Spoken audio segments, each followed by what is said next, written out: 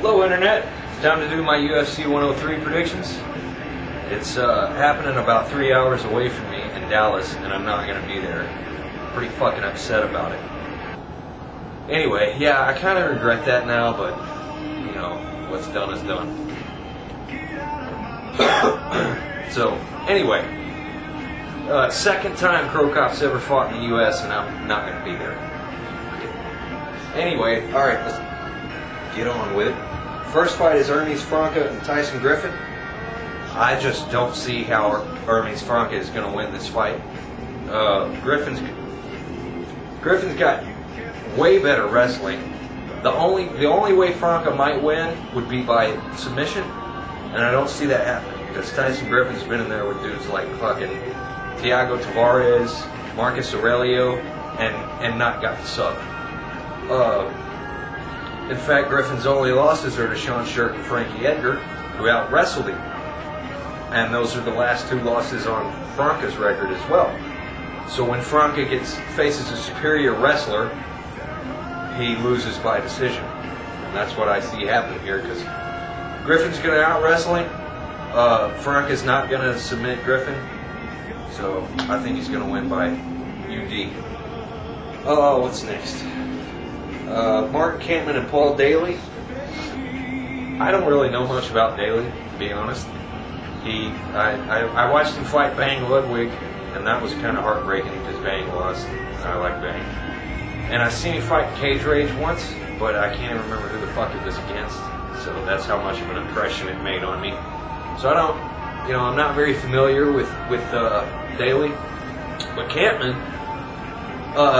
Let's keep in mind here that his only real loss was to Nate Marquardt by TKO. He had another TKO to Andrei Semenov, but that was by cut, so that doesn't really count. But yeah, I don't see Daly finishing Campman, and I don't see him decisioning him either. So I'm going to go with Mark Campman by sub in the second round. What's next? What is next? Oh yeah, Frank Trigg, Josh Koscheck. How the hell did I forget that one? I'm kind of looking forward to that, but let's be honest, what the fuck is Trigg doing back in the UFC? What's he done recently of note? I mean, he beat Falanico Vitali by decision, and that's like the only mentionable fight that he's had in the last 2 to 3 years. There was also the fight against Robbie Lawler in 2007, which was like 2 years ago, and he lost by knockout.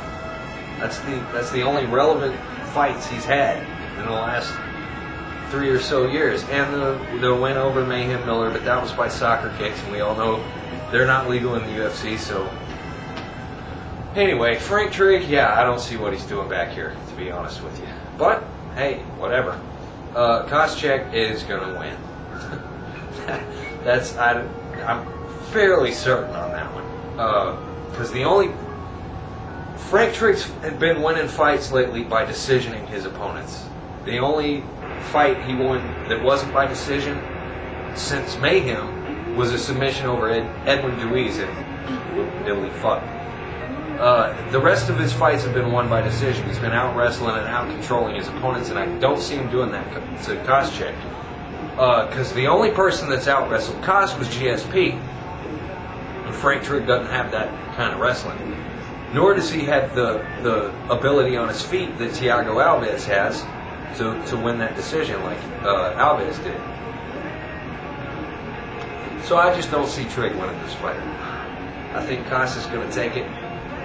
And the safe bet is to say Koscheck by decision, but I'm gonna go with the second round TKO. Koscheck hurting, Trigg following it up, and pounding him out to win the fight.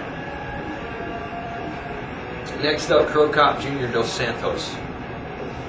As a big CroCop fan, I gotta be honest, this fight kind of scares the shit out of me, because Dos Santos proved against Verdum and Stefan Struve that he's got some power in his hands, and those are the only fights I've seen from him was those two. But He's only got one loss, and that was by sub. It was like 2 years ago to some nobody, and like his 6th fight, I think. So from what we've seen of Dos Santos, he's a pretty big threat. You know what I'm saying? However, I don't see CroCop making the same mistake that Verdum made, which was just lazy boxing, to be honest. And Stefan Struve, Struve was like 9 inches taller than Dos Santos. So once Dos Santos got inside his range, that's where Struve's downfall came about. And I don't see him doing that to CroCop. You know what I'm saying? I think CroCop is going to come in very aware that he needs to fight defensively, watch his chin, and fight a technically sound fight. This is probably going to equal CroCop getting on his bicycle like he does, and people bash him for, but that's called being a sound counter fighter, a smart counter fighter, and that's what I think CroCop's going to do. Is wait for an opening, take it, counter, and hopefully we'll see the LHK of Doom come out of retirement and knock Dos Santos' teeth out.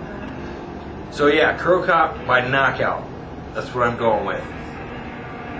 I haven't decided the round yet. First or second? Oh, I'll go with second. Now on to the main event, Rich Franklin and Vitor Belfort. I've been looking forward to Belfort coming back to the UFC since he lost to fucking Ortiz at 51, which I still think was a bullshit decision, personally. Anyway, yeah, I'm glad he's back, and I think he's going to win this fight. Because Rich Franklin, he's looked at... Okay, recently, against Vanderlei Silva, Silva's style is kind of tailor-made for Franklin. And against Dan Henderson, Hendo, he didn't really... I like Henderson, don't get me wrong, but he's not Vitor when it comes to boxing, to capability on the feet. Hendo's got that right hand of doom that'll put you to sleep, but Vitor is just one of the most fluid boxers in MMA. So I think the challenges that Vitor presents to Rich Franklin are more similar to Anderson Silva than any other opponent that Franklin's faced recently. So yeah, I don't think Vitor's going to have a style that's going to work to Franklin's advantage like Vanderlei did. And other than those two, Henderson, Vanderlei Silva, Anderson Silva, most of Franklin's competition has been subpar, to tell you the truth. Matt Hamill, but Hamill's a wrestler. Vitor is a whole other kind of threat. Travis Lutter, Evan Tanner. I like Evan Tanner. I was rooting for Evan Tanner.